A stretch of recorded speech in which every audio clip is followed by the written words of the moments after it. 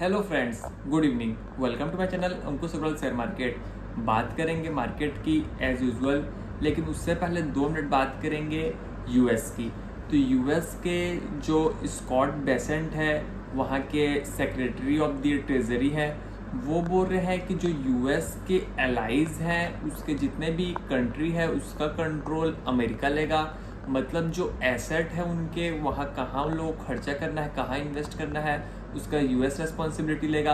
तो पहले समझते हैं कि यूएस एलाइज है क्या।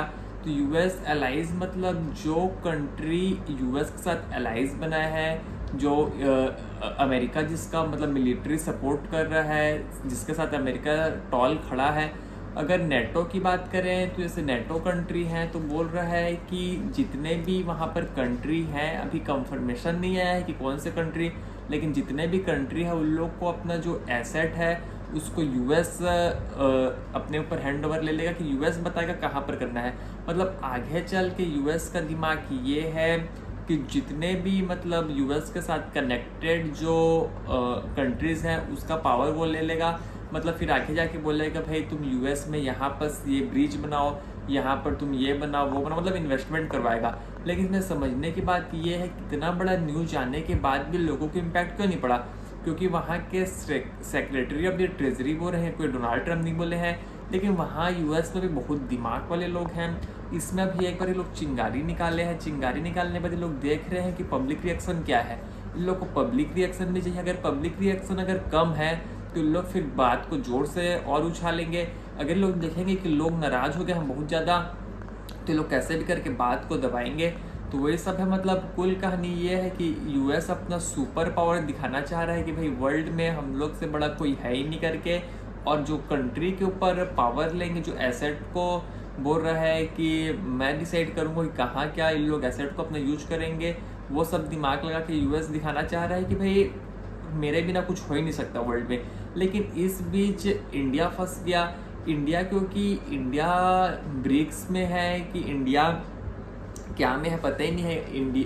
क्योंकि इंडिया क्वाड में भी है, इंडिया ब्रिक्स में भी है। ब्रिक्स मतलब ब्राज़ील, रसिया, इंडिया, चाइना और साउथ अफ्रीका में भी इंडिया है। और क्वाड मतलब जो अमेरिका, ऑस्ट्रेलिया, इंडिया और जो एक दो कंट्री मिल के जो सामना करेंगे चाइना का फ्रंट मतलब के लिए लोग जो बने हैं। तो हम इंडिया का तो दोनों पैर में नाव सवार हो गया। लेकिन अभी फॉर द मोमेंट के लिए इंडिया की बात नहीं होगी। अभी इंडिया भी सेकेंड मैटर है। फर्स्ट मैटर तो अमेरिका और चाइना है, क्योंकि अमेरिका और चाइना भी आमने सामने हो रखे हैं। लेकिन देखते हैं क्या होगा। लेकिन जो ये न्यूज़ आई है, अगर ये डोनाल्ड ट्रम्प बोलेंगे तो बहुत बड़ी प्रॉब्लम देखने को मिलेगी। क्योंकि ये सब चीज़ अच्छी बात नहीं है कि दूसरे कंट्री का भी जो एसेट है उसको डोनाल्ड ट्रम्प कैरी करे।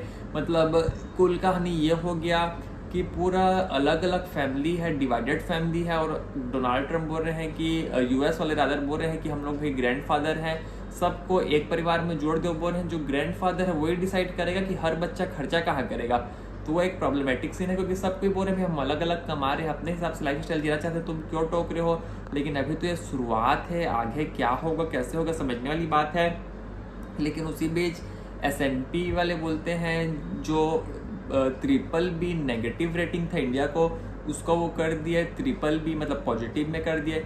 तो उनका कहना ये है कि भाई इंडिया का आउटलुक बहुत अच्छा है, इंफ्रास्ट्रक्चर डेवलपमेंट बहुत अच्छा है, मॉनेटरी पॉलिसी बहुत अच्छा है। जो वहाँ पर गवर्नर है, गवर्नर का जो पॉलिसी चल रहा है मस्त है।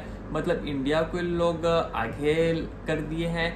तो जो इन लोग का जो सेंटीमेंट है वो बूस्ट किया इंडिया को। लेकिन देखते हैं इससे क्या इम्पैक्ट पड़ेगा। मेरे को नहीं लगता कि इससे कोई ज़्यादा इम्पैक्ट पड़ेगा। सेंटिमेंटल बूस्ट जरूर है, लेकिन पूरे वर्ल्ड में जो S&P है उनको लग रहा है कि भाई अब ये अच्छी बात है। लेकिन अब बात करते हैं पर्टिकुलर शेयर की। तो अभी जो न्यूज़ निकल के आते हैं बहुत ज़्यादा फास्ट एंड फॉरवर्ड रहते हैं, और तुरंत सही रहे गलत रहे तुरंत फैलते हैं, तुरंत शेयर के प्राइस में मूवमेंट देखने को मिलता है। और तुरंत फिर अगर प्राइस न्यूज़ गलत रहता है तो उसका कॉन्सिक्वेंसेस भी देखने को मिलता है। तो वैसे ही हुआ बजाज हाउसिंग फाइनेंस के साथ। तो बजाज हाउसिंग फाइनेंस में कल न्यूज़ निकल के आई कि जो बजाज हाउसिंग फाइनेंस में जो इन्वेस्टमेंट है बजाज फाइनेंस का, वो इन्वेस्टमेंट हट जाएगा। मतलब कहने का मतलब ये है कि जो प्रोमोटर होल्डिंग है वो कम हो जाएगा, प्रोमोटर बेच के निकलेंगे। फिर आज कहाँ से मूड चेंज हो गया, बोले हमको ये सबसे कोई मतलब नहीं है, न्यूज़ सही है गलत है उससे कोई मतलब नहीं है, शेयर बढ़ने चालू हो गया। तो जो न्यूज़ का फ्लो है बहुत ज़्यादा फास्ट है, फॉरवर्ड है, उसके चलते क्या हो रहा है कि हर एक मिनट में तो किसी की कंपनी का अर्निंग चेंज नहीं होता, लेकिन शेयर मार्केट में तो हर एक सेकेंड कंपनी के प्राइजेस शेयर के ऊपर नीचे होते हैं। तो एक नेचर है, लेकिन जो इतना ज़्यादा ऊपर नीचे हो रहा है न्यूज़ के बेसिस पे, अगर न्यूज़ गलत है उसके बाद भी हो रहा है, तो इसका सबसे बढ़िया सॉल्यूशन ये है, अगर हम लोग को पता है कि कंपनी अच्छी है, अगर कम रेट में मिल रहा है तो लेने का समय है, ना कि बेचने का समय है। लेकिन न्यूज़ कई बार नेगेटिव आती है एकदम लो प्राइस में भी, और लोग बेच के निकलते हैं और उसी समय शेयर बॉटम बनाते हैं। तो ये सब समझने वाली बात होती है। और बात करेंगे रिजल्ट्स की, तो अशोक लीलैंड का रिजल्ट है, तो ओनली 2% रेवेन्यू ग्रोथ, मतलब रोते पिटते कैसे कैसे करके 2% का रेवेन्यू ग्रोथ आ गया। तो देखने वाली बात ये है कि ये सब रिजल्ट से और कंफर्मेशन मिल रही है कि रिजल्ट बहुत ज़्यादा ठंडा है, बहुत ज़्यादा मतलब बहुत ज़्यादा ठंडा है इस क्वार्टर। और जो आने वाला क्वार्टर है उसमें मतलब बेस स्ट्रांग बन गया है, डेली यही बात बोल रहे हैं। लेकिन किसको समझ में कौन सी कंपनी आ रहा है और कौन क्या खरीद रहा है वो मैटर करेगा, क्योंकि ऐसा तो नहीं है कि हर बार रिजल्ट ठंडी आएंगे, क्योंकि जब रिजल्ट अच्छे आएंगे तो फिर शेयर को पकड़ना भी मुश्किल हो जाएगा। और उसी ये सब बातचीत होते होते उसी में फिर WPI का वो आ गया, नंबर आ गया।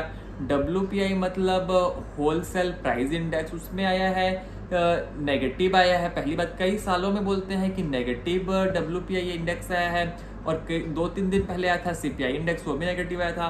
तो देखने पे वाले, समझने वाली और दिमाग लगाने वाली बात ये है कि जब WPI मतलब होलसेल, मतलब जो थोक में जो इन्फ्लेशन है, और कंज्यूमर मतलब जो हम लोग को, अगर कंज्यूमर को जितना इन्फ्लेशन पड़ा, तो जब दोनों इतना इन्फ्लेशन डाउन है तो रेट कट क्यों नहीं हुआ?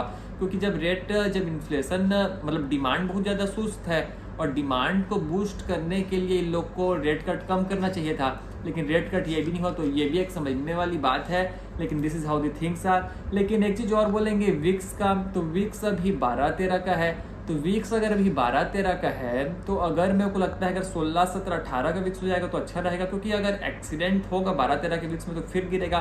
क्योंकि जब 10.7 समथिंग का विक्स था तो उस समय अच्छा शेयरों की धुलाई पिटाई हुई, क्योंकि लोग इतने ज़्यादा फ्री हो जाते हैं। 10 से 15 मतलब लोगों को ये लग रहा है कि अभी कुछ रिस्क ही नहीं है, पैसा डालो पैसा डालो। तो मेरे को लगता है उस समय सबसे ज़्यादा एक्सीडेंट होता है, और जब 25 के ऊपर जाता है तो एक्सीडेंट होता है। तो अभी मेरे को लगता है अगर 17-18 का विक्स आ जाएगा तो फेवरेबल टाइम रहेगा मार्केट के लिए, इन्वेस्ट करने के लिए भी। लेकिन मेरे को लगता है अभी भी कहीं ना कहीं इन्वेस्ट करने के लिए मार्केट में टाइम है, but no one knows when to buy, when to sell and when to hold, but this is how the things are. यहीं तक रखते हैं, आपसे मंडे को फिर मुलाकात होगी। तब तक के लिए thank you and happy independence day.